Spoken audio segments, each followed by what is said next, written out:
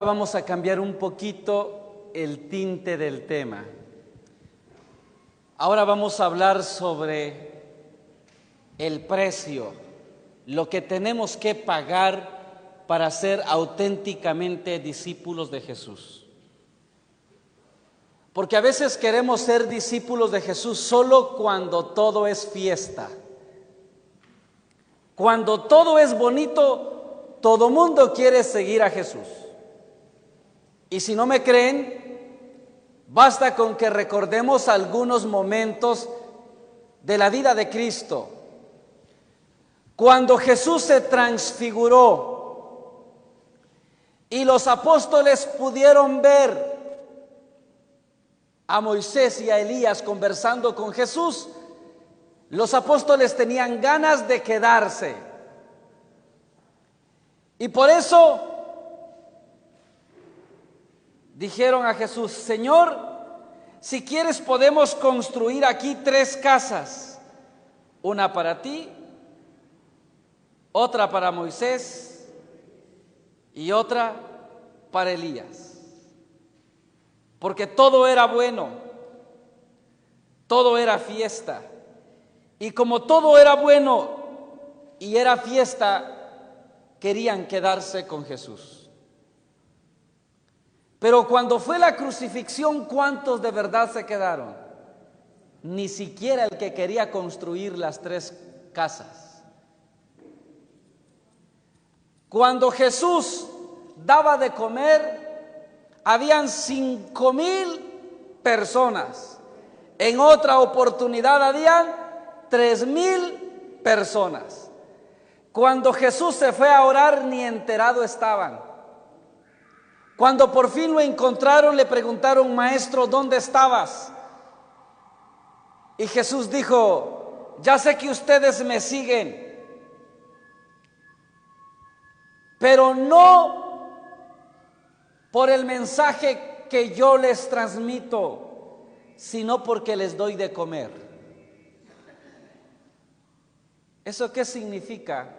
Que hubo mucha gente que siguió a Jesús cuando todo era fiesta, cuando todo marchaba bien y cuando todo era alegría. Los discípulos de Jesús eran 5,000 y 3,000. Sin embargo, cuando llega la hora de pagar el verdadero precio de seguir a Jesús, es ahí donde se conocen a los verdaderos y auténticos discípulos de Cristo. Y por eso nos hemos dado cuenta que en la iglesia hay mucha gente que ha estado, que cuando es fiesta dicen: yo voy a seguir aquí en la iglesia, esto me gusta. Pero cuando es fiesta, pero cuando llega el momento de pagar el precio, salen corriendo. Y por eso usted puede recordar a una persona que estuvo aquí en la iglesia y que en las actividades donde había fiesta era el primero que se apuntaba. Pero cuando empezó a pagar el precio de una vida auténtica con Jesús, mejor se fue. Y lo que queremos hoy es formar hombres y mujeres que de verdad sigan a Jesús por convicción y que no hagan aquello del dicho popular que se conoce en México: donde va gente, allá va toda la gente. Y yo no tengo que seguir a Cristo solo porque el resto de la gente lo sigue. Yo tengo que seguir a Cristo porque yo, de manera personal, he tomado esa decisión. Y por eso hay personas que cuando se les invita a hacer algo, siempre preguntan: ¿y va a ir mi comadre? Si va mi comadre, yo voy. Anda siguiendo a gente. ¿O con quiénes me van a mandar? Si me van a mandar con fulano de tal, entonces no voy. No anda siguiendo a Cristo, anda siguiendo a gente. Y por eso el servidor que sigue a gente depende mucho de con quién trabaja, para ver si se compromete o no se compromete. Y obviamente yo no tengo que seguir a gente, yo tengo que seguir a Cristo. Y cuando tú sigues a Cristo pagas un precio muy alto. ¿Y cuál es el precio de seguir a Cristo? Número 1,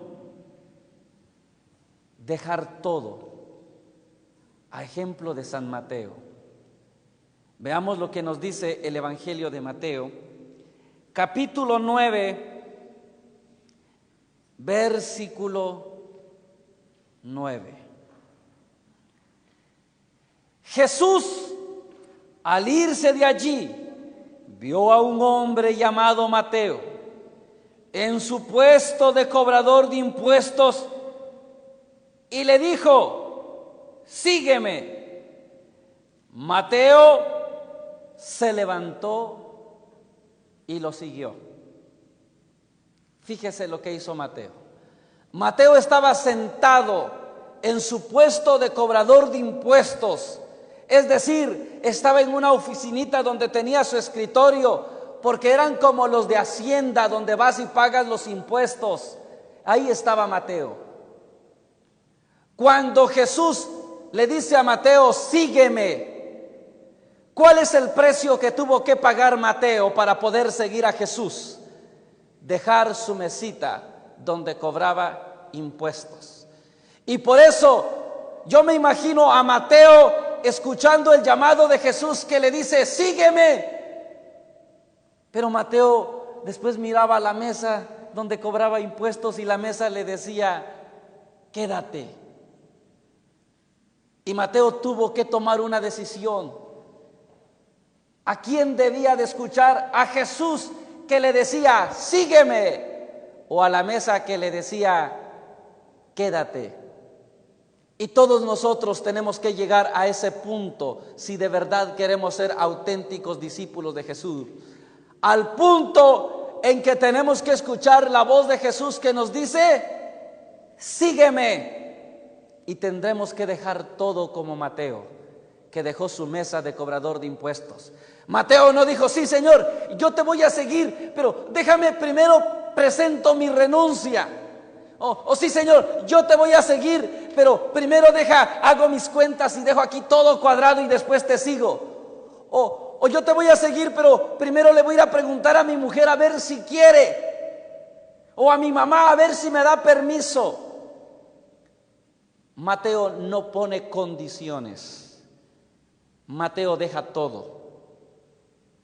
Y para nosotros dejar todo será dejar aquello que nos aparta de Cristo. Y hoy sería bueno que cada uno se pregunte de manera personal cuál es la mesita que hasta el día de hoy me está diciendo: quédate. Yo sé que Jesús me ha invitado de muchas formas a seguirle, pero hay una mesita que me dice: quédate.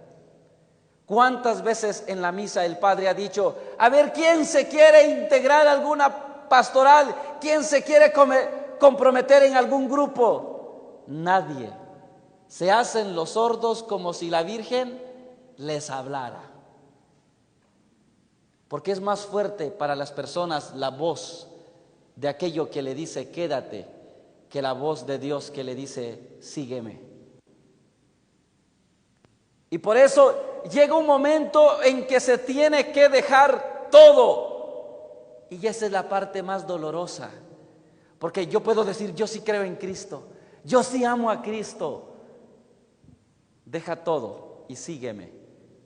Ese es el precio que no estamos dispuestos a pagar. Dejar aquello que nos aparta de Cristo.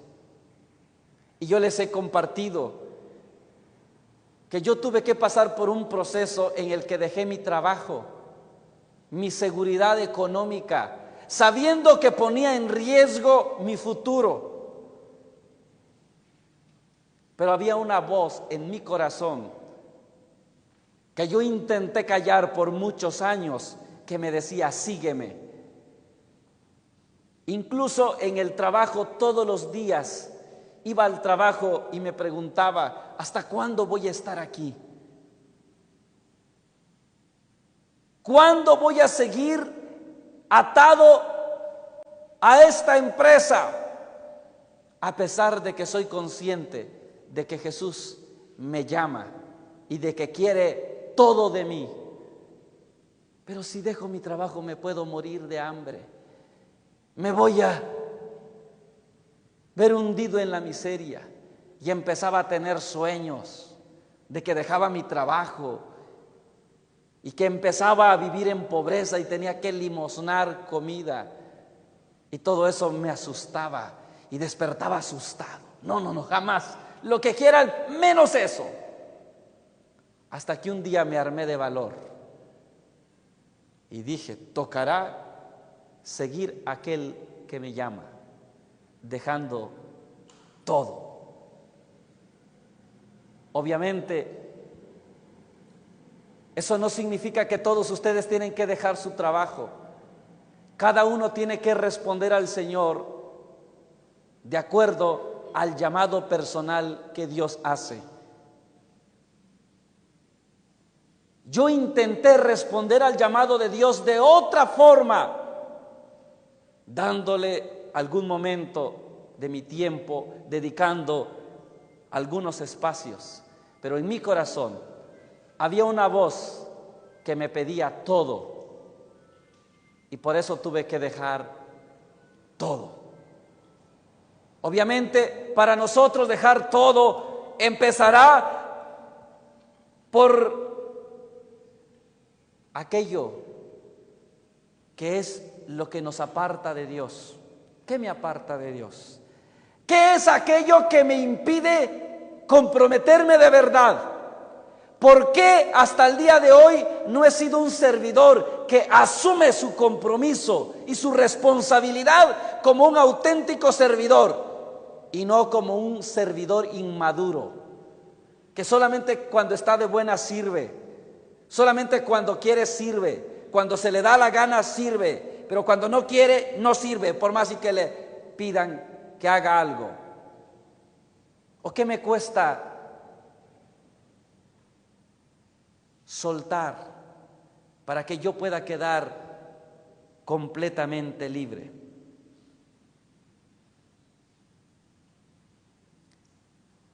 Muchos creen en Cristo, pero no están dispuestos a pagar el precio. Por eso viven como se les da su gana. Por ejemplo, el alcohólico que ha entendido que si quiere ser un auténtico discípulo de Cristo tiene que dejar el alcoholismo, no quiere dejar su alcoholismo. No, yo sí creo en Cristo, soy cristiano, pero no me pidan que deje el alcohol, porque sin el alcohol me muero, ya no voy a ser feliz. No está dispuesto a pagar el precio. Algunos que en domingo tienen un negocio y no cierran su negocio y el negocio los aparta de Dios. Es que yo no voy a misa porque tengo un negocio y como ese negocio me da dinerito en domingo, entonces prefiero quedarme en mi negocio. No está dispuesto a pagar el precio. Y por eso, cuando uno empieza a pasar por ese proceso en que va pagando un precio para seguir a Jesús y dejar que te lleve a donde Él quiere, empiezas a pasar por unos procesos dolorosos. Cuando el padre me dijo, vaya y platique con su familia si quiere venir un año, fui y le dije a mi papá, y mi papá me dijo, no, ¿para qué tanto? Puedes ir como ha sido, 20 días, un mes, pero tanto tiempo no es correcto, yo no estoy de acuerdo. Fui y le pregunté a mi mamá, y mi mamá me dijo, no, cuando yo me muera, entonces te puedes ir. Y nadie te va a decir, quédate. Ahorita estoy viva y quiero tener a mis hijos cerca. Y además, ¿qué vas a ir a hacer allá? ¿Cuántas actividades tienes aquí para ir hasta allá? Mientras yo esté viva, no.